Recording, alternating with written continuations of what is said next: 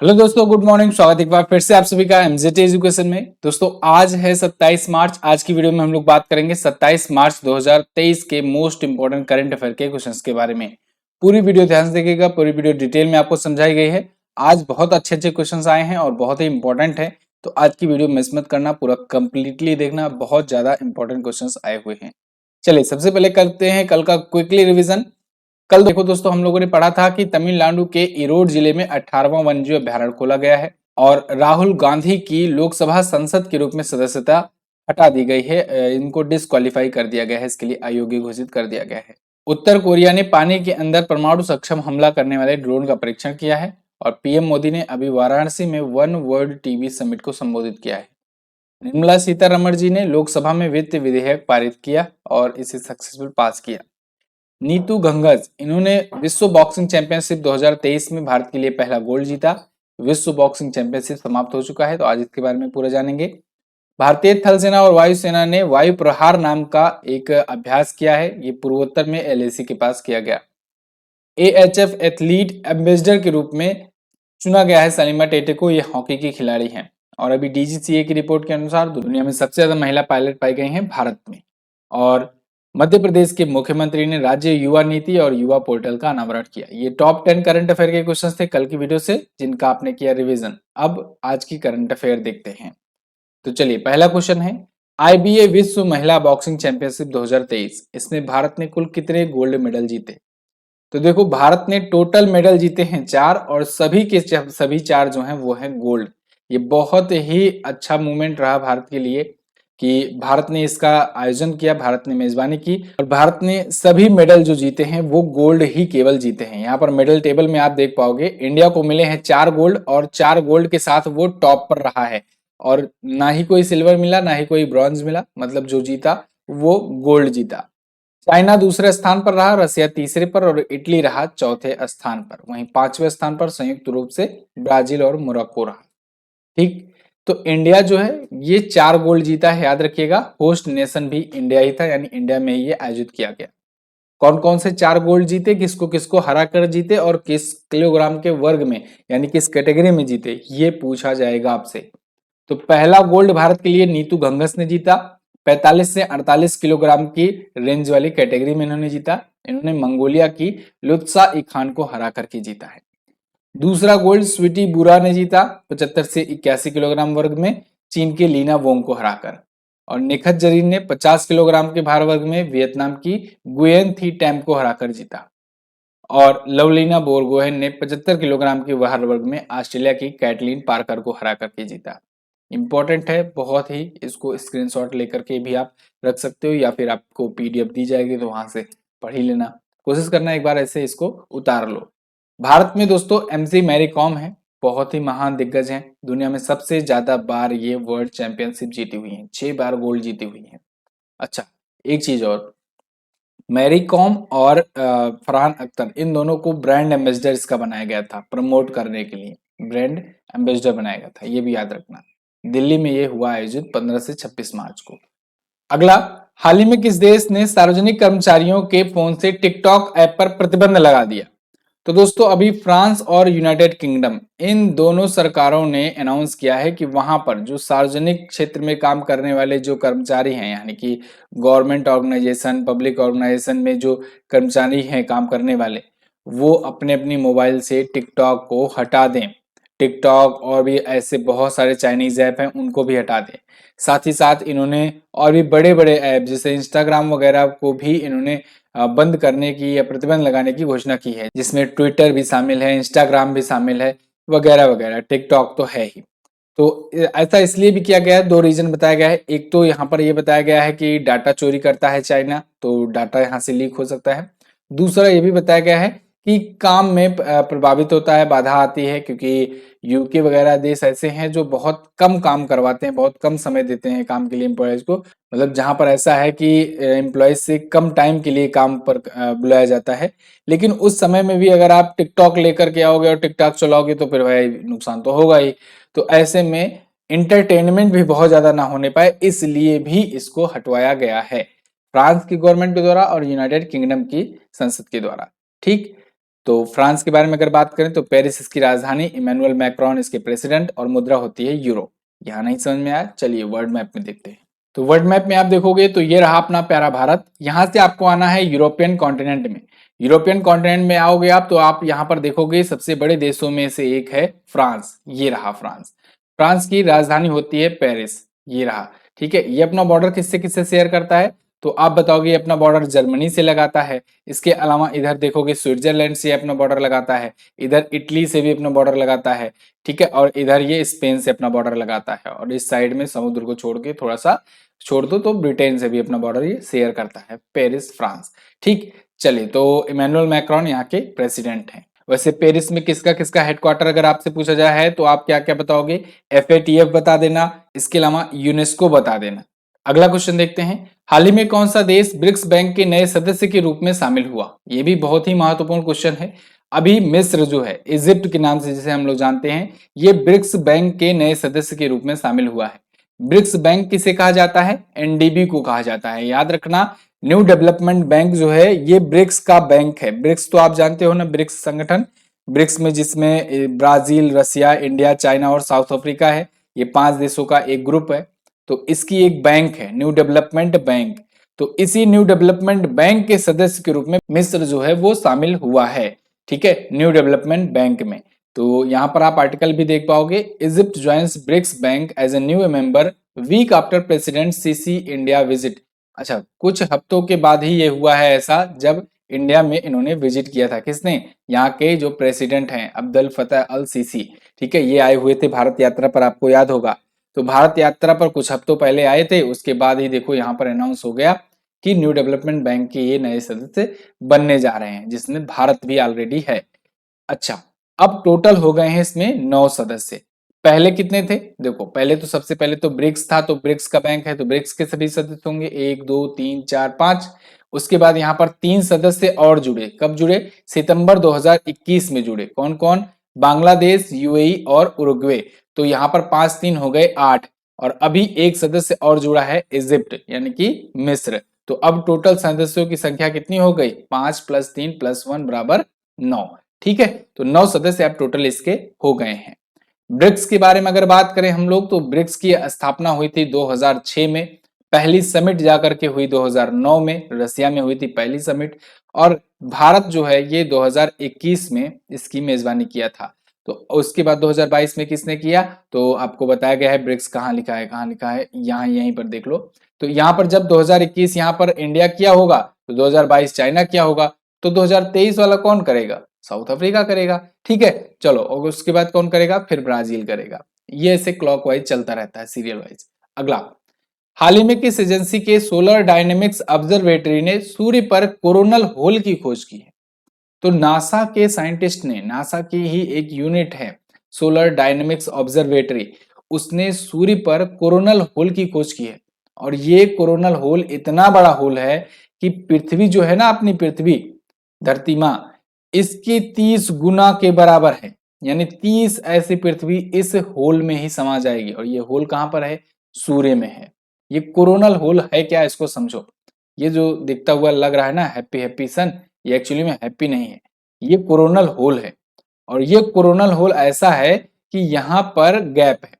Gap बोले तो यहाँ पर सूर्य जो है वो नहीं धधक रहा है, या नहीं यहाँ पर सूर्य के जो जो भी चीजें हैं जो जलती हुई रहती हैं वो यहाँ पर नहीं, यहाँ रिक्त स्थान है। ठीक है, और रिक्त स्थान होने की वजह से यहाँ लाइट नहीं है। और यहाँ पर अब लाइट नहीं है तो ब्लैक होल की भी तरह काम करता है, या आकर्षण की तरह काम करता है। वैसे ये बहुत ही क्लोजली देखने पर, वहां पर नजदीक से जाने पर ही दिखेगा।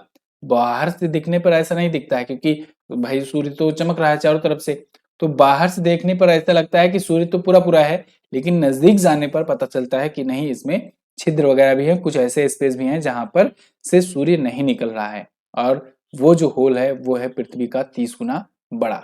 ठीक, बताया ये भी जा रहा है कि ये जो कोरोनल छिद्र होते हैं, जो होल होते हैं, ये हवा के अधिक प्रवाह को सक्षम करते हैं, यानी कि हवा के तेज गति को करने में ये फायदा देते हैं, मतलब कि काम करते हैं। अच्छा, एक चीज और, कोरोनल छिद्र जो है ये पता तो चला नासा के द्वारा, लेकिन नासा ने इन सबको पता लगाने के लिए लॉन्च क्या किया? कौन सा सैटेलाइट? तो आप बताएंगे Parker probe, solar Parker probe है ये, solar solar Parker probe launch किया था नासा ने, वही सोलर पार्कर प्रोब है जो तरह तरह की जानकारियां वगैरह देता है।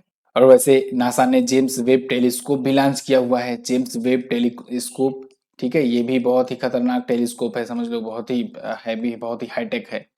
नासा के बारे में बेसिक चीजें तो जानते ही हो ना, आपको नासा के बारे में बेसिक चीजें तो मुझे नहीं बतानी चाहिए, चलिए फिर से मैं बता दे रहा हूँ, लेकिन अगली बार नहीं बताऊंगा। नासा यानी national aeronautics and space administration, 1958 में इसकी स्थापना हुई थी। बिल नेल्सन इसके अध्यक्ष हैं। ये जो छोटी छोटी चीजें हैं, नासा, इसरो, डीआरडीओ, इसको सबको तो जैसे आया करे क्वेश्चन तुरंत अपने माइंड में रिपीट कर लिया करो, ठीक है, जिससे ये बार बार चीजें आपको ना बतानी पड़े, इसको रिवाइज करते रहा करो, जैसे सामने दिखे। अगर मैं नहीं बता रहा हूँ किसी दिन तो आप खुद से ही रिवाइज कर लिया करो। अगला क्वेश्चन आपके सामने है, किसके द्वारा लिखी गई पुस्तक वार एंड विमेन का विमोचन किया गया? तो इस पुस्तक को लिखा है दोस्तों डॉक्टर M.A. हसन ने। ये पुस्तक एक्चुअली में अभी लॉन्च की गई यूनाइटेड नेशन के ह्यूमन राइट कमीशन में बैठक में। अभी यूनाइटेड नेशन की ह्यूमन राइट यानी कि मानव अधिकार परिषद काउंसिल की बैठक हुई, 52वां इसका सत्र था, और इसमें ये पुस्तक लॉन्च की गई, वार एंड विमेन। समझिए इसको क्यों लॉन्च किया गया। एक्चुअली में दोस्तों 1971 का जो मुक्ति संग्राम हुआ था ना, बांग्लादेश की जो मुक्ति वाहिनी सेना थी, उसने पाकिस्तानियों को और भारत के साथ मिलकर के पाकिस्तानियों सेनाओं को बाहर किया था। पाकिस्तानी सेना घुटने के बल बैठी थी। तो ऐसा क्यों किया गया था? ऐसा करने के पीछे कारण ये था कि पाकिस्तानी जो सेना थी ना, वो आम जनताओं पर बहुत ज्यादा जुल्म किया करती थी उस टाइम पर। तो उसी का डॉक्यूमेंटेशन ये एक्चुअली में लॉन्च किया गया है कि क्या क्या जुल्म किया करती थी पाकिस्तानी सेना बांग्लादेश के ऊपर। ठीक है, तो उसी को लेकर के संयुक्त राष्ट्र के मानव अधिकार परिषद के द्वारा ये बुक लॉन्च की गई है, जिसमें उन सभी युद्ध अपराधों को दिखाया गया है, दर्शाया गया है वार एंड विमेन में। क्लियर? आगे देखते हैं। हाल ही में किस राज्य की विधानसभा ने ऑनलाइन जुए के खिलाफ विधेयक को फिर से अपनाया?